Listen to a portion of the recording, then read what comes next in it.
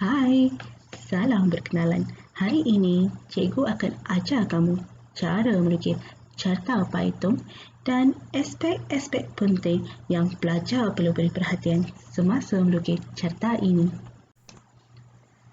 Lazimnya, dalam soalan carta Python akan mengandungi dua pemberi ubah yang berbeza, tetapi mempunyai kaitan antara satu sama lain.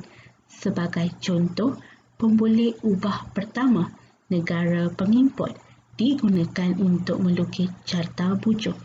Pemberi ubah kedua, jenis barangan ekspor, digunakan untuk melukis carta tong.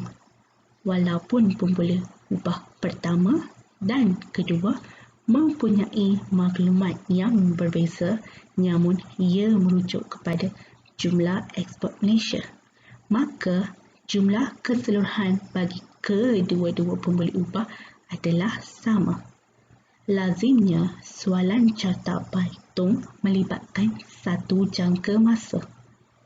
Tidak seperti graf dan carta pi banding, carta Python mempunyai skala yang tetap, iaitu 1 cm bersamaan dengan 10%. 10% merujuk kepada ketinggian tong tersebut, 10 cm. Dalam proses pembinaan jadual, pelajar perlu mahir dalam pengiraan peratus, sudut dan ketinggian. Berikut adalah cara pengiraan peratus, sudut dan ketinggian. Keyword bagi carta Python. Lazimnya, soalan carta Python akan dimulakan dengan perkataan carta, diikuti dengan dua pemberi ubah yang menggunakan penghubung kata dan serta. Jumlah keseluruhan bagi kedua-dua pemberi ubah adalah sama. Di sini, pelajar berpeluang untuk mengetahui elemen-elemen penting dalam penyediaan carta Python. Pertama, tajuk. Tajuk ditulis menggunakan huruf besar dan mempunyai 3 elemen penting. Yang kedua, carta pucuk. Carta pucuk, pelajar perlu menulis nilai peratusnya dan diwarnakan dengan pelbagai warna mengikut sektor. Yang ketiga, badan tong. Badan tong hanya perlu diwarnakan dengan satu warna dan mempunyai satu petunjuk, dan pelajar wajib menulis perkara diikuti dengan nilai peratus. Bawah tong tersebut, pelajar perlu menulis perkataan jumlah diikuti dengan nilai keseluruhan dan unit. Bagi skala, carta Python mempunyai skala yang tetap, iaitu 1 cm bersamaan dengan 10%, diikuti dengan petunjuk dan sumber. Baiklah, rujuk buku LP, muka surat 191, soalan 32. Sediakan carta yang sesuai untuk menunjukkan jumlah penjanaan elektrik tempatan mengikut jenis pemasangan dan bulan keluaran bagi suku tahun pertama pada tahun 2015. Sekiranya pelajar melihat soalan ini meminta pelajar menyediakan carta. Kalau carta, kita ada dua carta saja, iaitu carta pi banding dan carta pi tong. Baik, kalau pelajar lihat dekat soalan ni, pelajar boleh lihat dua pemberi ubah. Pertama ialah jenis pemasangan dan bulan keluaran. Walaupun dua pemberi ubah ni berbeza maklumat, tapi dua-dua pemberi ubah ni merujuk kepada jumlah penjanaan elektrik dan jangka masa yang diberikan ialah suku tahun pertama pada tahun 2015. Maka soalan ini meminta pelajar menyediakan carta Python. Berikut adalah contoh jadual bagi carta Python. Pelajar dikehendaki untuk menyediakan dua bentuk jadual. Jadual pertama adalah bagi penggunaan carta pucuk, di mana pelajar perlu mencari peratus dan sudut. Jadual kedua adalah bagi penyediaan carta tong, di mana pelajar perlu mencari peratus dan ketinggian. Baiklah pelajar, pauskan video anda dan lengkapkan jadual di bawah dengan berpandukan soalan nombor 32 dari buku LB. Dah siap ke jadual anda? Pastikan ada tajuk, jadual, unit dan diikuti dengan sumber, dan pastikan peratus dan sudut dibuat dalam 2 tempat perpuluhan. Baik pelajar, sekarang semak jawapan anda dengan skema jawapan yang diberikan. Baiklah pelajar, sekarang ukur jangka lukis anda dalam 4 cm.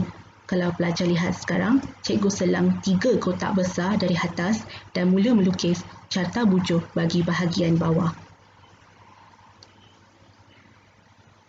Pelajar terus membawa jangka lukis anda ke tengah-tengah carta bujuh yang kita lukis tadi dan melukis carta bahagian atas pula. So, ini ialah carta bujuh yang kita dah siap melukis. Bagi peringatan pelajar, jangka lukis anda akan kekal dalam 4 cm sehingga kita tamat melukis carta Python.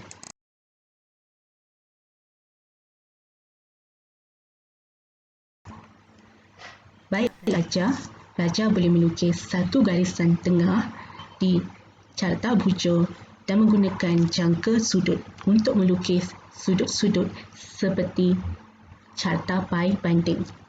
Memandangkan carta tong kita adalah 10 cm, pelajar dikehendaki untuk melukis garisan 10 cm di dua-dua ujung carta bujuh.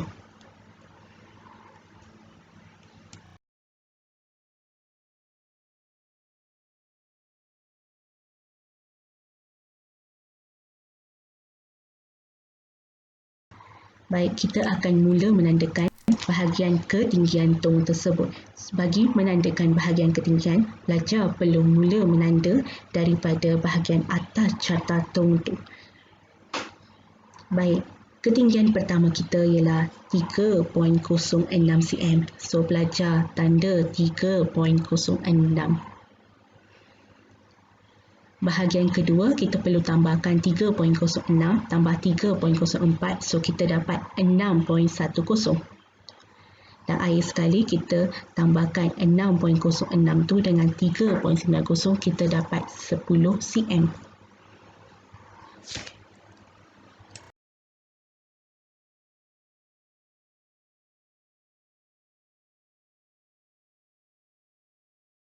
Baik pelajar, sekarang kita akan lukis curve tong tersebut. So, seperti cikgu dah bagi tahu, jarak jangka lukis anda akan tetap dengan 4 cm.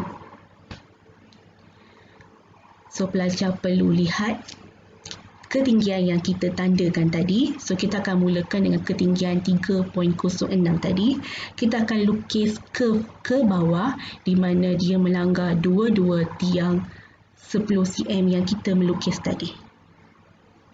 Terus ke point tanda yang kedua dan kita lukiskan curve yang kedua sama seperti tadi, di mana dua-dua perlu melanggar tiang 10 cm tadi. Dan akhir sekali kita tandakan curve yang 10 cm. Okey, kalau pelajar lihat curve cikgu ni tak jadi sangat sebab cikgu tak guna carta graf. Sekiranya kamu guna graf, kertas graf, sepatutnya curve terakhir itu perlu melanggar tiang kedua-dua yang kita lukis tadi. Baiklah pelajar, ini ialah hasil carta Python yang cikgu lukis. Okey, walaupun dia sengit sikit sebab cikgu tak guna kertas graf, tapi inilah rangka carta Python yang pelajar akan dapat.